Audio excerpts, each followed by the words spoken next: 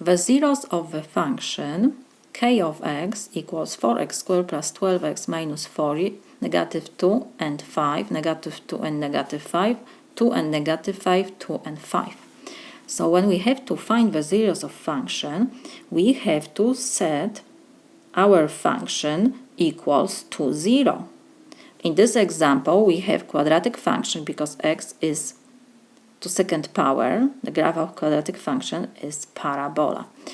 So probably we will get two solutions because parabola can pass x-axis in two places, or something like this can be, or like this, or parabola can touch exactly in one point our x-axis, or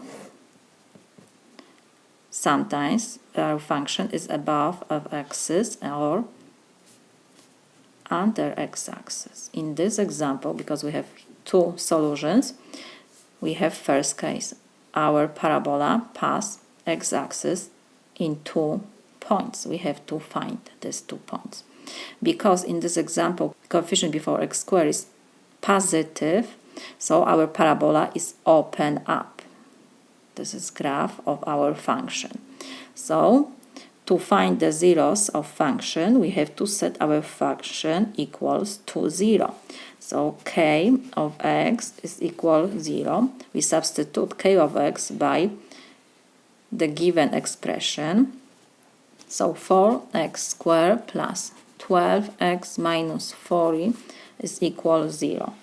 First, because we have numbers 4, 12, negative 40, so we can factorize 4.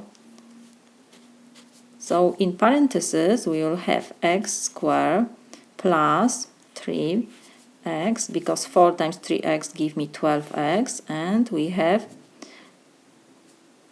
minus 10, because 4 times negative 10 give me negative 4. It's like division. We divide every expression by 4. 4x squared divided by 4 give me x squared. 12x divided by 4 give me 3x. Negative 40 divided by 4 give me 10x. This is equal 0. And now if you multiply every expression in parentheses by 4, you will have exactly the same what we have at the beginning.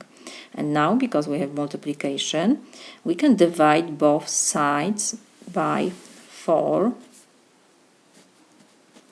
So 4 and 4 we can reduce, and we have x squared plus 3x. Now we don't have 4, so we don't have to write parentheses.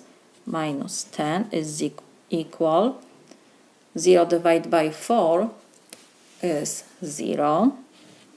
We have quadratic equation, but always check if you can find two numbers which will multiply and you will have negative 10, and when you add these two numbers you will get coefficient before x, so positive 3. It will be negative 2 and 5, because negative 2 times 5 give me negative 10, and negative 2 plus 5 give me positive 3. So we can rewrite our left side to x minus 2 times x plus 5. So this is equal to 0. Now we have multiplication on the left side. When this expression will be equal to 0? When first factor x minus 2 will be 0, or x plus 5 will be 0. So we have two linear equations. To solve them, we will move the numbers to the right side. So x stay on the left is equal negative 2 to the right, so will be now positive. And the second equation we have x is equal positive 5 will move to the right, so will be negative 5. So we got two solutions, 2 and negative 5.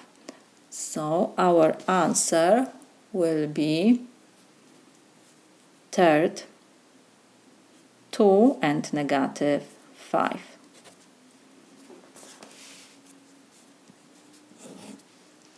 This is my solution.